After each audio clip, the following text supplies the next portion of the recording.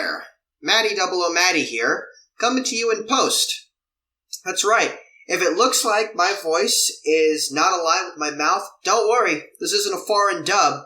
This is exactly as you're seeing it. That's because, for whatever reason, my vocal audio didn't record when I was doing the video. I'm guessing I probably rushed to record the video. I didn't pay attention to what the audio setting was, even though it should be the system default, which is my microphone. But that's obnoxious, considering that episodes 5 and 6 were actually pretty good.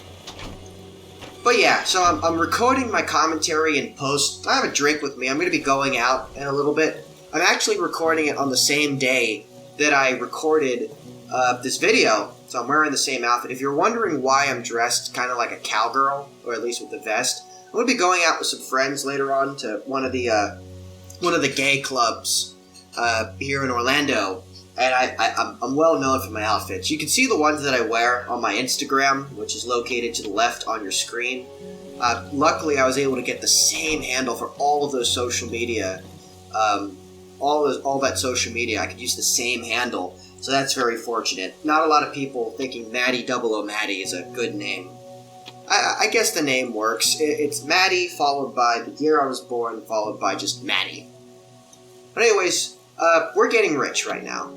No, don't trade that. So that question mark thing we got in the previous episode, we're going to put that in the stove for essence, but the antlers, we're going to get a lot of rep from. We already traded the shiny stone we got earlier on from one of the areas in the dry meadow for 130 rep. Only the trader will accept that. The Wolfman, I don't think he accepts shiny stones.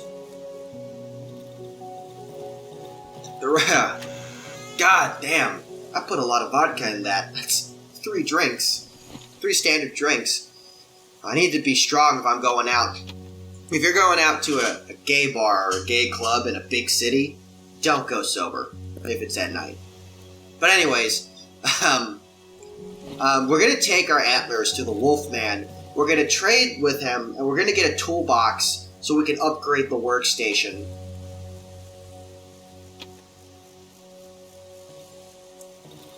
Now, this particular day, I kind of forget. I kind of just forget about what exactly I did throughout the day. I think I actually pay a visit to the underground entrance in this. And then I get myself another dose of the essence from the oven. And I get myself an ability, and then there's a dream sequence, and you'll see it in a moment. So the time's 8 o'clock in the morning. We just left the hideout, so time is going to start moving forward. And I believe we're going to head straight to the underground entrance. Again, I don't remember the exact details. I kind of just play the game. I remember the story points, but I don't remember specifically what I did. I'm not paying that much attention again. I just get really into the game. Yeah, I'm heading to the Wolfman first. Or we're heading to the underground entrance first. Okay, we're going to the underground entrance first. It's a bit of a risky move. There's a fucking red chopper that chases you in there. But we have our trusty lantern. We got that from episode 2 in the cornfield. Yeah, I can remember that, but not what I did a few hours ago. So we're just gonna explore around, look at all the interesting things.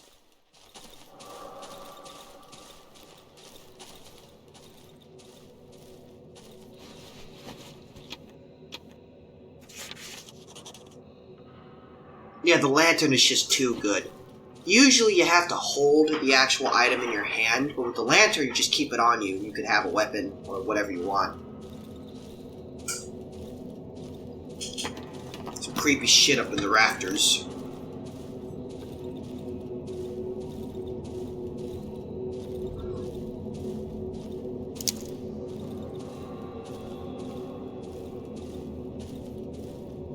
It's like I've always wondered, wouldn't roots reinforce the structure? Because roots kind of hold the ground together? Oh, here's a creepy thing that we're going to see up here. Yeah, that's fucking scary. I have no idea what that is. Anyways, let's keep going. We're going to make it to the end of the tunnel soon. I don't know what the hell's keeping these lights on. maybe this tunnel is like connected into the power grid or something. I mean, that would be... That's kind of weird.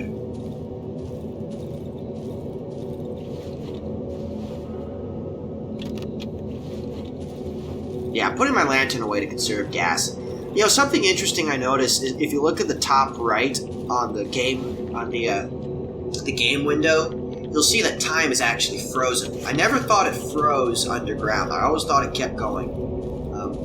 Never really paid attention. I think this might be the first time I actually went underground with the watch, because again, this is not the first time I've gone through this, at least this particular area.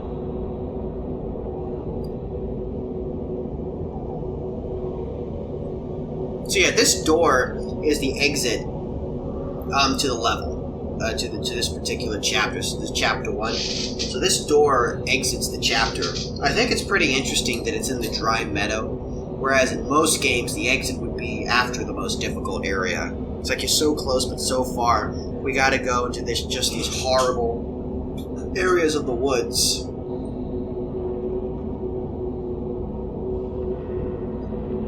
Alrighty, former me. Former me's gonna have a hard time with the GUI. But eventually he's gonna get his ass out of there.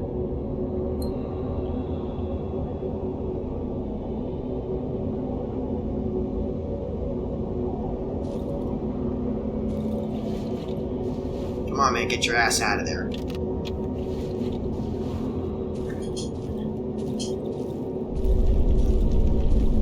I feel like the watch is a little overpowered. I feel like you should only be able to check the time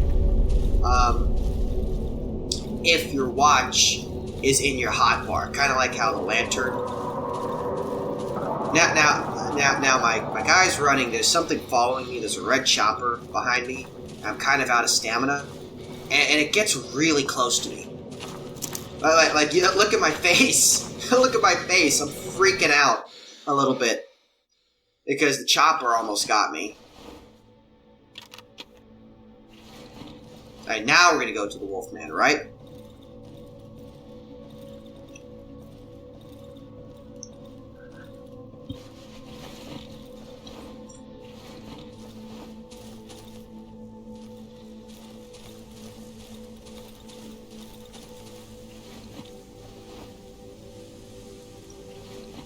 Yeah, we got some shrooms from that, which would be pretty important, so we're going to go ahead and try to make it to the Wolfman quickly, preferably before the mushrooms rot, because we can't really replace those unless we get a nighttime. There's an event at night which spawns mushrooms, which you can use. So we'll trade in our antlers for a toolbox to upgrade our workbench so we can craft some better shit. I would have preferred to have had a gun already, but I don't have any small caliber bullets.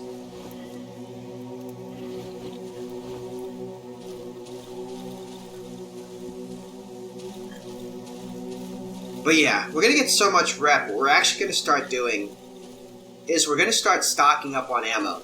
Now, this could be a little risky, but you want to start stocking up on ammo as soon as possible, because you will definitely start using it quite a bit as you go later on in the game.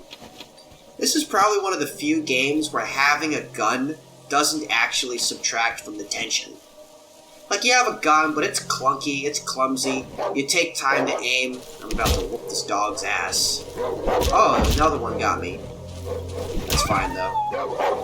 Oh, I dodged the shit out of that.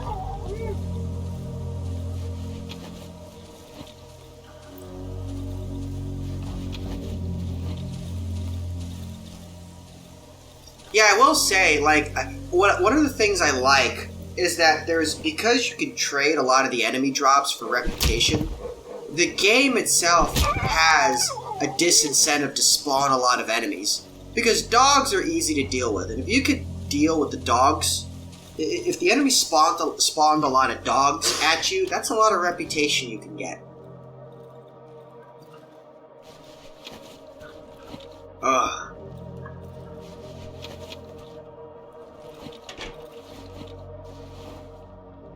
These are long videos. These videos are quite long.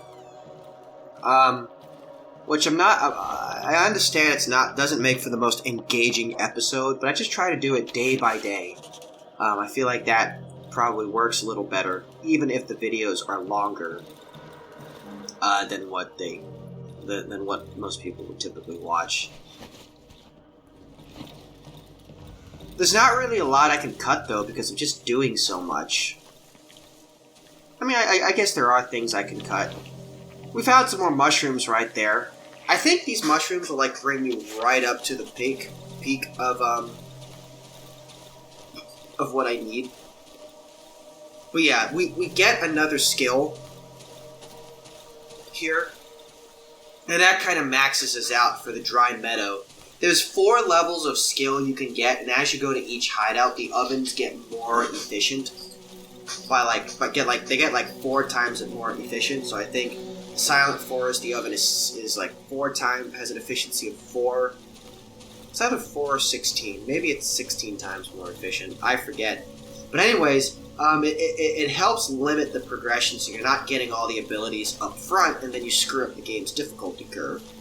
We're doing a few 360 checks around me just to make sure nothing's sneaking up on me, even though it's pretty unlikely in the dry meadow.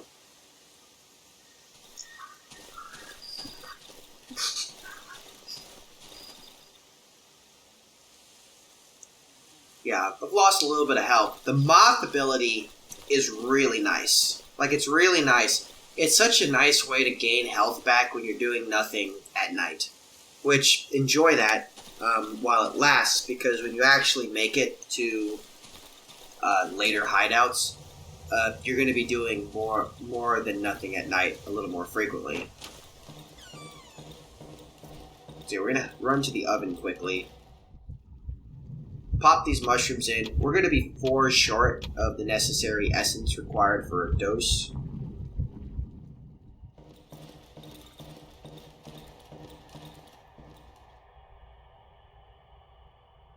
Yeah, I remember I was very tempted to trade in the medium caliber magazine because of the reputation it could get me, but I'm glad I didn't, just because we'll be using it later on.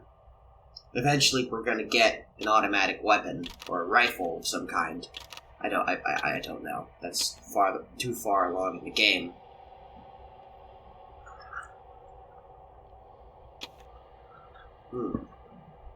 I poured myself a nice vodka cranberry, or rather a triple vodka cranberry. For the amount that I fucking drink, my alcohol tolerance is actually quite high, so I can get through a triple without too much impairment. Whereas most people would probably be like, ugh, after having a triple. Upgrade the workbench so we can craft a shovel.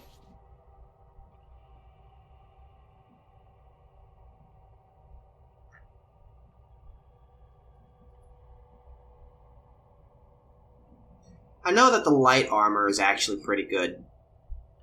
I want to get that at some point, but I need a higher level workbench, and I can't really make that in the dry meadow. We'll probably find it in the Silent Forest. Yeah, every little advantage you can get will make a big difference in this game.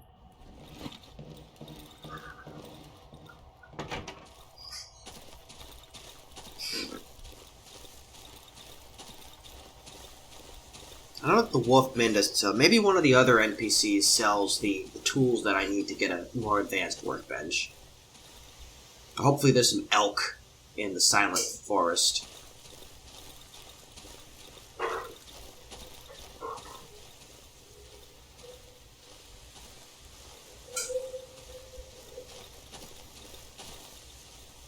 I forget exactly what I'm doing here. I think I'm just looking around for potential goodies. But yeah, no. In episodes 5 and then eventually episode 6... Oh, I found some bear traps. That's really nice. Scrap metal's useful. In episodes 5 and 6, we actually made we made a lot of progress. We kind of really explored everything in the dry meadow. And actually later on... excuse me. Later on, at the end of episode 6, we actually got the invitation to the wedding, and so we're going to attend that. I'll probably talk more about that in episode 6, what the plan is. I still don't have a clear idea of what exactly we're going to do. Because I want to go to the wedding, but at the same time, I'm kind of ready to move to the Silent Forest. And so, but I want to have enough time. And so what I'm thinking is in episode 7, we'll probably get to the Silent Forest very early in the morning, find the hideout, run back, go to the wedding, attend the wedding, because why would you say no to an invitation like that, even though weddings suck? And then we'll go back to the Dry Meadows hideout, get some more shit, particularly stuff we need to fortify the hideout. Oh, I remember what I was trying to do here. I was trying to get a staff, one of these savages, so that I could make the shovel. You know, is it really so hard to get wood from elsewhere? Like, you're in a fucking forest. You should be able to get wood. You're in a dark wood, so wood should be probably the most plentiful thing there. Yeah, I kind of gave up the chase. I kind of determined that it wasn't really worth it. There's also some more dogs here.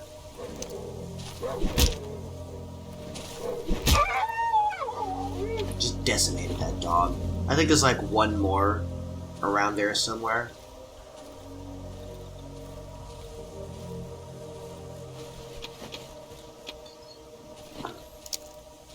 Maybe not.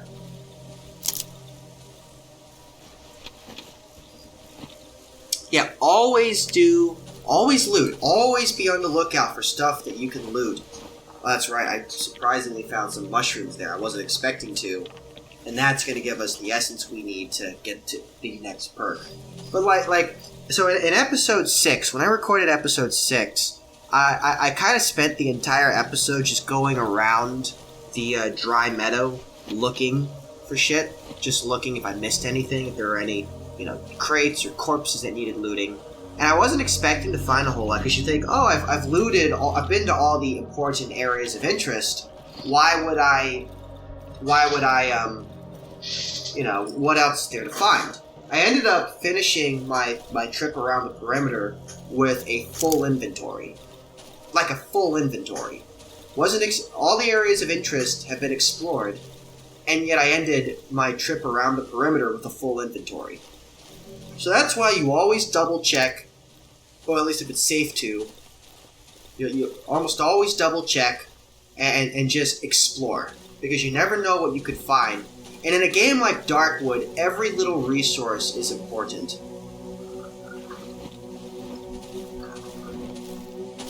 Oh, I got fucking attacked by one of these. Oh, sweet. I think this is the part where I kick his ass. He literally just ran next to me for no reason.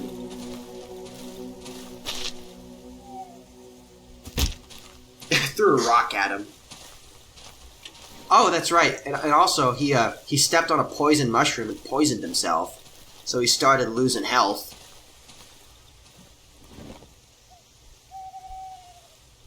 I think I missed the first swing, but then I kick his ass. He just kind of stood there and took it. But I'll take the staff. And then later, in the next episode, we actually get the shovel head and some tape and craft the shovel and upgrade it a bit. So we have a pretty formidable weapon. We have ourselves a doggo here who's about to get his ass kicked. Wham. Wham. Oh, yeah, full inventory. That'll happen. That happens a lot in Darkwood, having a full inventory.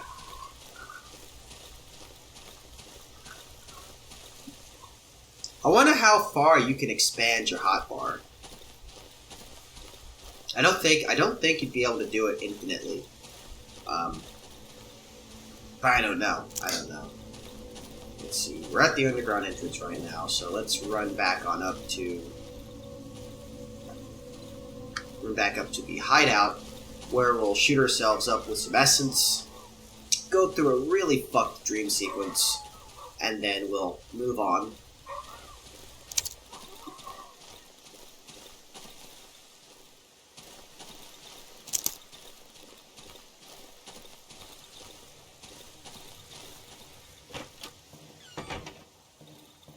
Yeah, the outfit I'm wearing, like on the top, there's supposed to be like a pink bandana that I wear and like a hat. But I can't wear a hat with headphones. And I forgot the bandana, so it just looks like I'm wearing... It doesn't look like I'm wearing anything down below. I'm wearing like a belt and a G-string and some black and white thigh highs down below. So we just shot up. Now, Navigator is a stupid ability. Mushroom Healing, I think, is a little unreliable. We need the mushrooms for essence.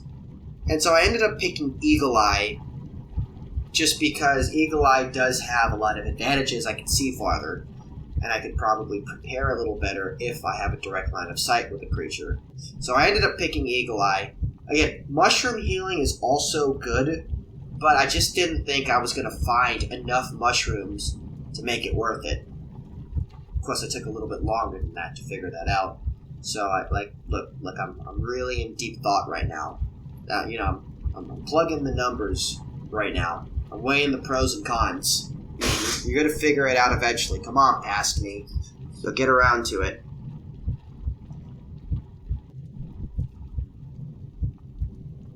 I feel like if you were... Now, I don't know. Again, I've only ever played part of the farthest I've gone is like maybe a small fraction, a few nights in the Silent Forest. But maybe if you were on a harder difficulty, Mushroom Healing could be a big deal. So here comes a dream sequence. Time's going to freeze here, so of course that means the episode is going to be longer.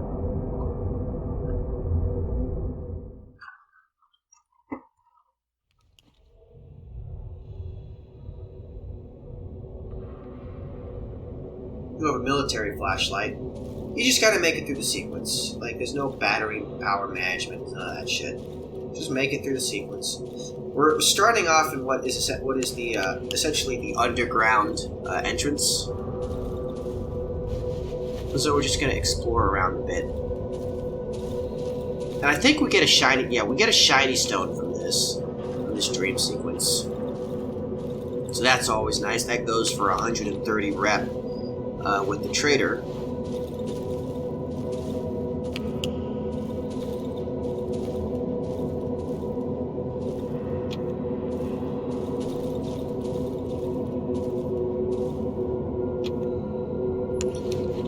Here we come to the bunker door, and I was afraid of a jump scare, so I think at one point I looked away when we go to look through the keyhole.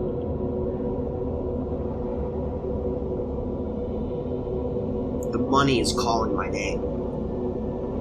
Yeah, look, I lifted my headphones up.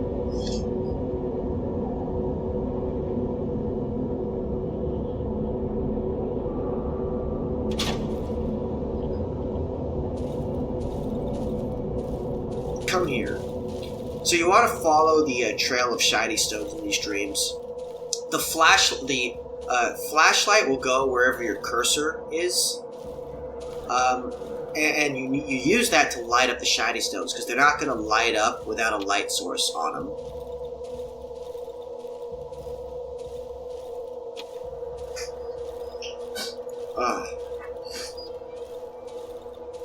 I think I've been through one other dream sequence in a previous playthrough, where I had to get in a coffin. I get kind of lost in this sequence, by the way. It wasn't entirely clear what I needed to do. So I'm following the stones. I'm going to go to this area right here. We're going to trip the light, and all the bodies are going to show up.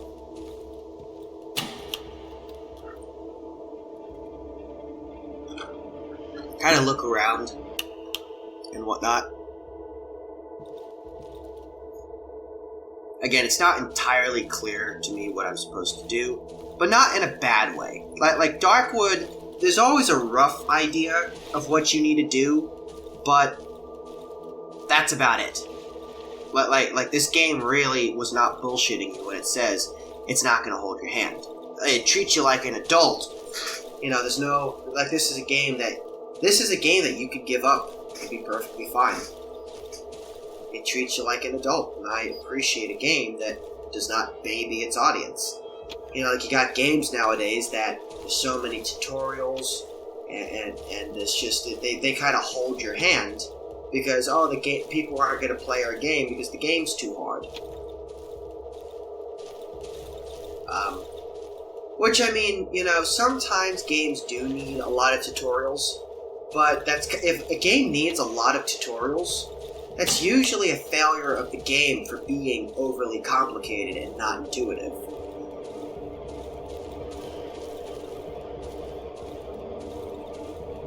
Yeah, so what you're supposed to do there is you're supposed to go farther off the platform. So I'm kind of just going to explore around, see if there's anything that I can go get. I know that it's not going to work, though. So I'm just going to go to the right, then I'm going to go to the left, and then we'll hit the lamp again, and then we'll actually figure out what we need to do. I'll just start going off in another direction.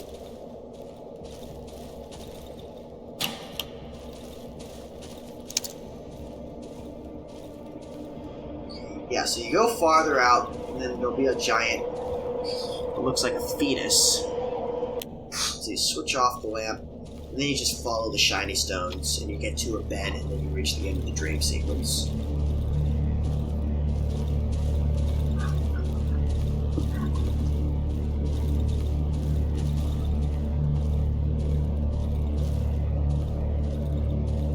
Welcome to Inception.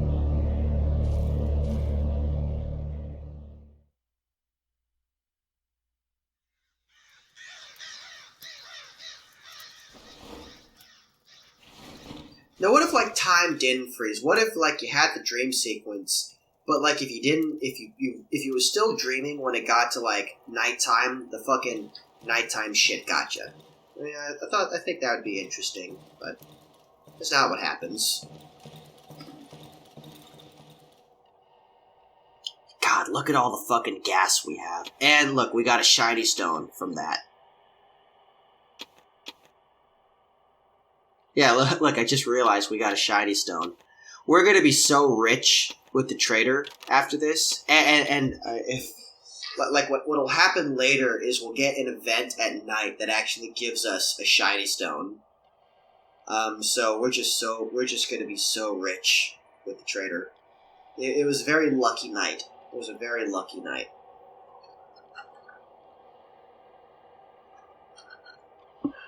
I like the descriptions in this game, too. I like the first person. It doesn't just say, upgrade the workbench. It says, I will be able to upgrade the workbench so I can craft more items. I'll reading the journal. The armored doors in the underground passage is closed. Hasn't been opened in 2 weeks. The thief took my key. Doesn't know how to get to it. I don't know how to find the thief. Not so good. I always forget that the journal is in this. Which the journal is actually pretty good. It offers a very nice... It does keep you on track as far as what your objectives are, but it also offers some nice insight into the protagonist's thoughts and mind.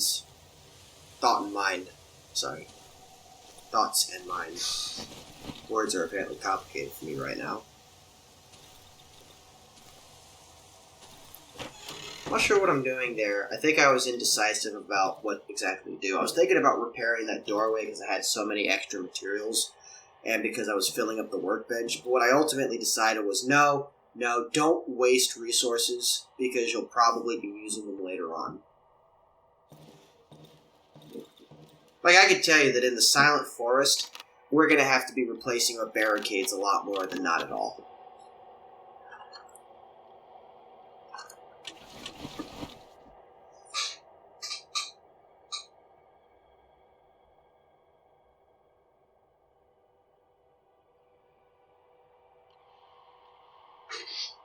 I'm telling you, kleptomania really helps in these games. Time is about 18:15 right now. At 19:45, I turn on the generator just to minimize the amount of fuel that we use. Yeah, I was going to put my staff in the workbench as well.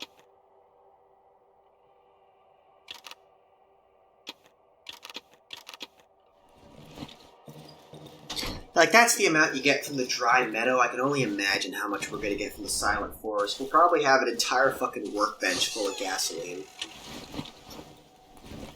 Glug glug, motherfucker. And then we're kind of just going to hang tight here. And wait for, or not.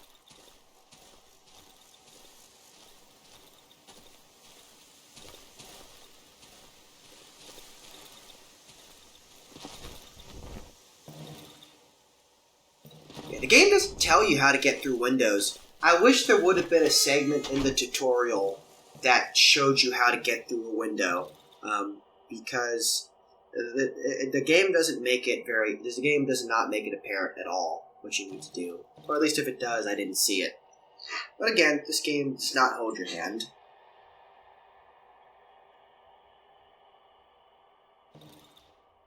Yeah, we're just kind of gonna wait. But yeah, no, I made this layout for the videos myself.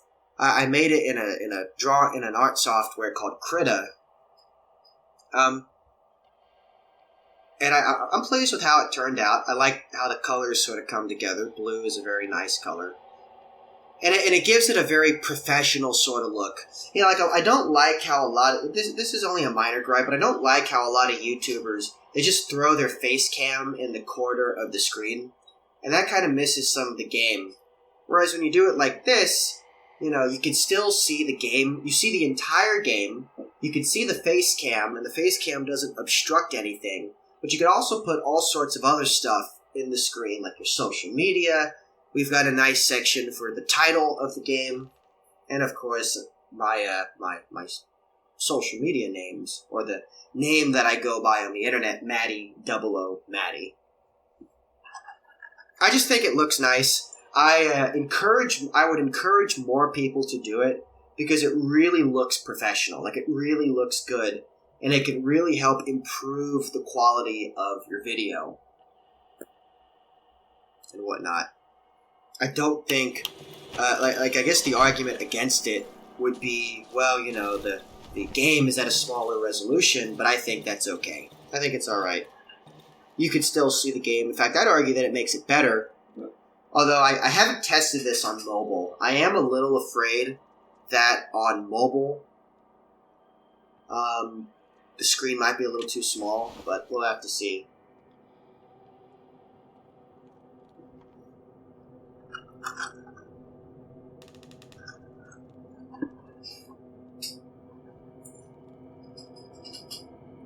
When I upload the first video, I'll take a look at it. I don't plan on changing it, though. Again, this is kind of based on... I think it might have been Captain Sparkles who did this.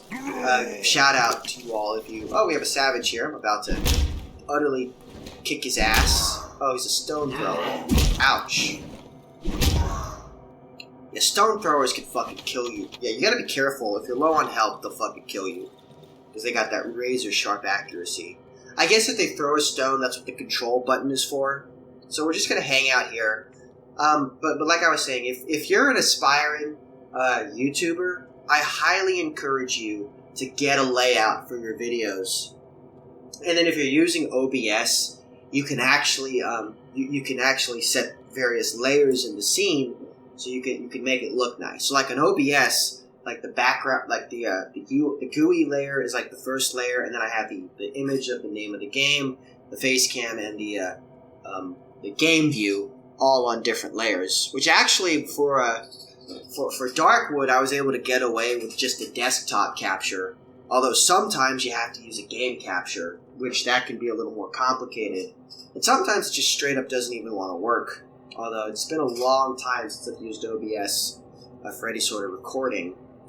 So, if I find... obviously, you're not going to hear about it because I would have figured out a way around it. Time is about 12:48 right now. We're doing pretty well. I see a savage. So, the AI kind of bugged out a little bit here. If you look right on where the barricaded door is, you can see a little animation going on. And that's because there's a savage there that's trying to get in, but he hasn't figured out that there's a door there. So what I'm about to do is I'm going to hop out the window. Again, I'm still in the protective area of the house, so I can do this. I'm about to hop into the other way, but then you see that text over to the left that says "come." So that's a beneficial nighttime event called, I think it's like Distant Voices or something. What you do is you follow the voices You have to go outside of the protective area of your house temporarily, but if you do that, you find a shiny stone. And of course, that's 130 rep with the trader, so that is a very good event. You should absolutely go after that if you can. So we're going to kick this guy's ass. And he's going to give us some good shit. Glass bottles, so those would be good for lanterns. The lantern has lasted quite a bit, I will say. I'm just looking around my house. God, it's fucking scary how your line of sight is so limited.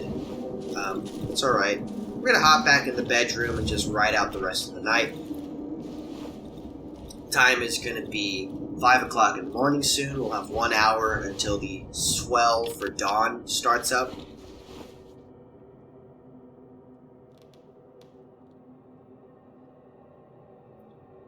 I forget if another guy comes in or not. I don't think so. Let's see.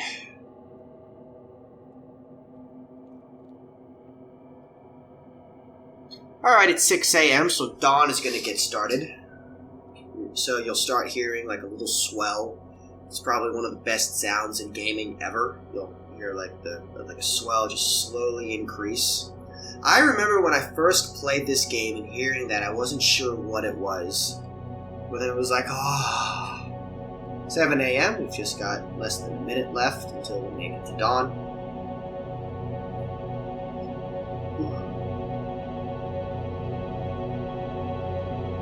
Yeah, 5 minutes really is the ideal length for night.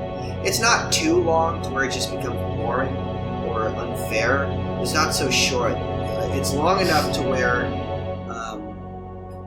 it's long enough to where you feel like you feel it in every fucking minute. Honestly though, the night could be 1 minute and I would still feel every second of it.